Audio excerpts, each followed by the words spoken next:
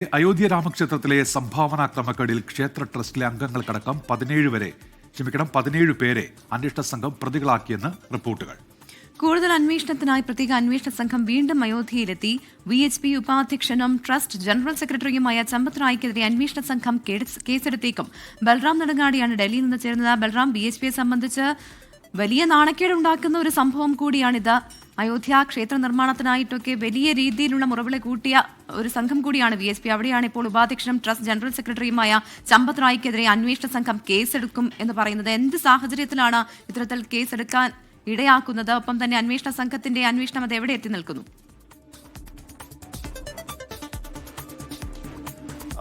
ഉന്മേഷ്, പ്രവിത, ഈ അയോധ്യ രാമക്ഷേത്രത്തിലെ സംഭാവന ക്രമക്കേടുമായി ബന്ധപ്പെട്ട ആരോപണങ്ങൾ VHPയെ വലിയ തോതിൽ തന്നെ പ്രതിരോധത്തിലാക്കിയിട്ടുണ്ട്. അത് കൂടുതൽ കുരുക്കിലേക്ക് അന്വേഷണം മുന്നോട്ട് പോകുമ്പോൾ നീങ്ങുന്നു എന്നുള്ളതാണ് വ്യക്തമാകുന്നത്.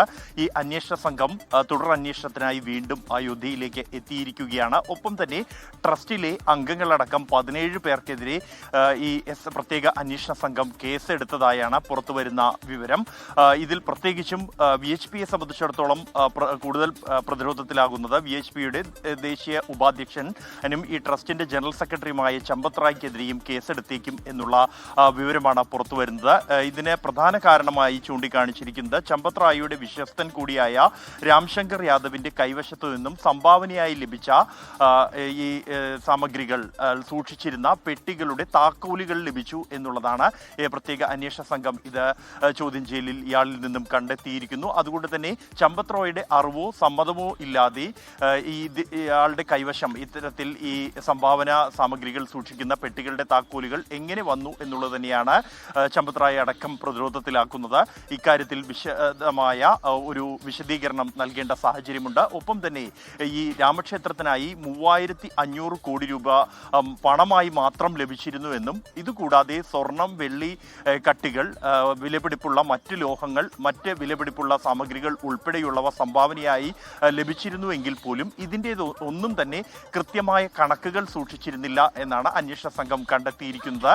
നേരത്തെ 5 വർഷം മുമ്പ് ഒരു ഓഡിറ്റ് സ്ഥാപനം ഇത് സംബന്ധിച്ചുള്ള ഒരു ശുപാർശ ഈ ട്രസ്റ്റിന് നൽകിയിരുന്നു.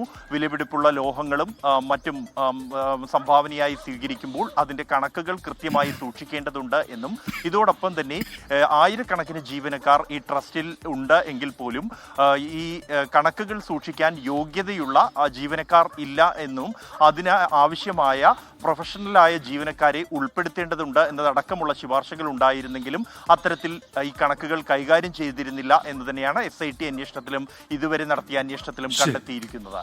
പ്രവിത, ഉന്മേഷ്. ശരി, ബൽറാം നെടുങ്ങാടിയാണ് ഡൽഹിയിൽ നിന്ന് വിശദാംശങ്ങൾ നൽകിയത്.